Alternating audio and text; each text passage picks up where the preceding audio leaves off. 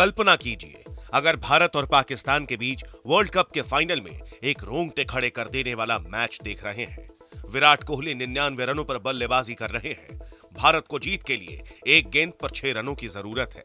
सामने से पाकिस्तान के शाहीन शाह अफरीदी आग उगलती हुई गेंद डालने के लिए एकदम तैयार नजर आ रहे हैं। विराट कोहली और अफरीदी एक दूसरे की आंखों में आंखें डालकर उस आखिरी गेंद के लिए बस चंद सेकंड दूर हैं। जैसे ही अफरीदी अपना रन अप शुरू करते हैं, वैसे ही आसमान से तेज बारिश हो जाती है। अरे अरे, क्या हुआ? पूरा मजा किरकिरा हो गया क्या? अब मैदान पर कवर्स आ गए और बारिश की वजह से हम वो आखिरी गेंद शायद कभी ना देख पाए।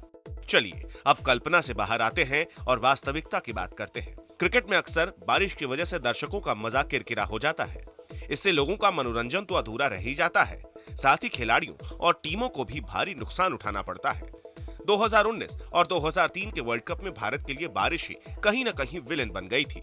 साउथ अफ्रीका के लिए तो बारिश ने कई बार वर्ल्ड कप जैसे बड़े खिताब जीतने का सपना चूर चूर कर दिया है। मौजूदा समय में भी एशिया कप के हालात देखें तो श्रीलंका में भारत और पाकिस्तान के 2 मैच बारिश की वजह से प्रभावित हुए हैं। क्रिकेट की सबसे बड़ी राइवलरी में बारिश के ही कारण स्टेडियम खाली नजर आ रहा था।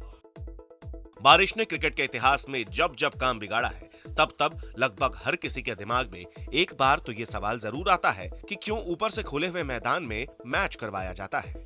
अगर हम क्रिकेट के मैदान को ऊपर से किसी छत से ढक दें तो बारिश का कोई झंझट ही नहीं रहेगा। देखिए, आपका कल्पना करना एकदम जायज है, लेकिन इस वीडियो में हम आपको ऐसे 5 कारण बताएंगे जिनकी वजह से क्रिकेट को इंडोर गेम यानी क्रिकेट मैदान को रूफ टॉप या फिर पूरी तरह से पैक क्यों नहीं किया जा सकता है। पहली वजह के बारे में आपको बताएं उससे पहले आप ये जान लीजिए कि दुनिया में एक मैदान ऐसा है जिसे पूरी तरह से छत से ढका गया है। ऑस्ट्रेलिया के मेलबर्न में द ग्रेट एमसीजी यानी मेलबर्न क्रिकेट ग्राउंड से कुछ ही दूरी पर डॉकलैंड स्टेडियम है। यह स्टेडियम दुनिया का इकलौता इंडोर क्रिकेट स्टेडियम यानी पैक्ड क्रिकेट ग्राउंड है। एक समय यहां पर व्हाइट बॉल यानी सीमित ओवर्स के कई अंतर्राष्ट्रीय मुकाबले भी खेले गए थे। मेलबर्न की लोकल टीम के लिए यह उनका होम ग्राउंड भी रहा है, लेकिन इन्हीं 5 वजहों के कारण यहां अंतर्राष्ट्रीय मैच करवाना उचित नहीं माना गया।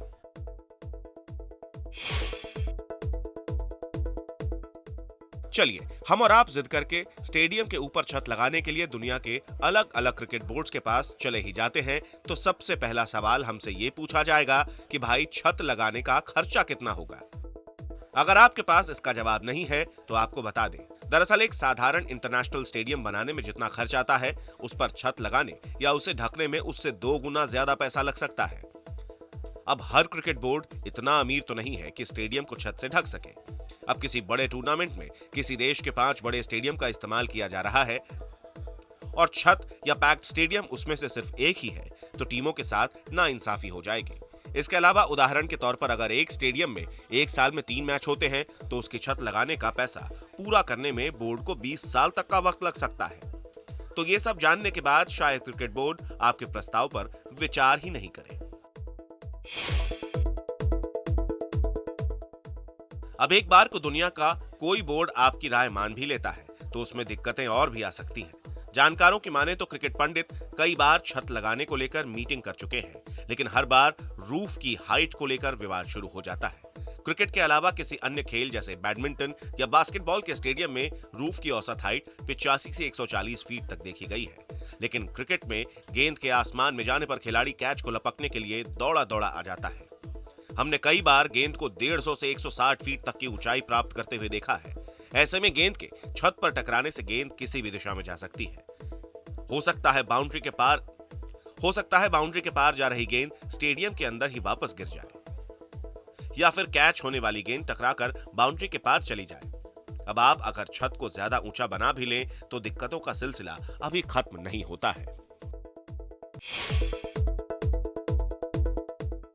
फर्ज कीजिए आपने ऊपर के दोनों कारणों से निजात पा लिया और आपने सच में किसी क्रिकेट के मैदान पर रूफ लगा ही दिया है।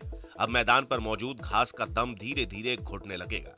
एक रिसर्च में पाया गया है कि बिना सनलाइट यानी सूरज की रोशनी के बिना घास जल्द ही दम तोड़ देगी। कुछ प्रकार की घास शायद 7 दिन में पूरी तरह सूख सकती है। तकनीक के इस बढ़ते जमाने में वैसे तो आर्टिफिशियल ग्रास का प्रचलन देखने को मिलता है, लेकिन क्रिकेट के मैदान पर इस डुप्लीकेट घास के बारे में सोचना घातक साबित हो सकता है। इस आर्टिफिशियल घास पर गिरने से खिलाड़ी के चोटिल होने की आशंका बढ़ जाती है। नेचुरल घास पर खेलना इंजरी फैक्टर को कम कर देता है। गेंदबाजों के लिए गेंद को मूव कराने में वातावरण मददगार साबित होता है। खासकर तेज गेंदबाजों के लिए हवा वरदान का काम करती है। ऐसे में अगर मैदान को चारों तरफ से ढक दिया जाए तो गेंदबाजों के लिए ये किसी बुरे सपने से कम नहीं होगा। हवा के साथ लहराती गेंद अब किसी डेड गोले की तरह बल्ले पर आएगी और गेंदबाज सिर्फ गेंद को स्टैंड में जाते देखने के अलावा कुछ खास कर नहीं पाएगा। मैदान को ढकने की मीटिंग में यह मुद्दा सबसे पहले उठाया गया होगा। क्रिकेट खेलने वाले खिलाड़ी और मैच का लुत्फ उठाने आए लोगों के लिए गर्मी एक बहुत बड़ी परेशानी होती है। ह्यूमिडिटी में तेज गेंदबाजों के लिए लगातार तेज गति से गेंद करना पहले ही मुश्किल नजर आता है। खेल के लंबे फॉर्मेट जैसे टेस्ट और वनडे में गेंदबाजों के स्पेल लंबे हो सकते हैं। इसके अलावा अपनी क्रिकेट टीम को सपोर्ट करने आए दर्शक हर चौके और छक्के पर खुशी से झूम उठते हैं। अगर मैदान पर रूफ लगा दिया जाए तो स्टेडियम में उमस इतनी ज्यादा हो जाएगी और ऊपर से स्टेडियम में हजारों की भीड़। अंदाजा लगाइए कि बड़े गोले में कैद हजारों लोग जहां उन्हें सांस लेने की भी दिक्कत हो जाएगी, वहां क्या हाल होगा इनका। और आप इतने बड़े स्टेडियम को एसी से ठंडा करने के बारे में ना ही सोचे तो अच्छा होगा, क्योंकि एक बार फिर आपको क्रिकेट बोर्ड खर्चे के लिए ऑफिस बुला सकता है। अब जब अगली बार आप बारिश की वजह से मैच रुकता देखें तो ये कारण शायद आपके दिमाग में जरूर आ जाएंगे और फिर आप स्टेडियम के ऊपर एक बड़ी छत लगाने के बारे में कभी नहीं सोचेंगे।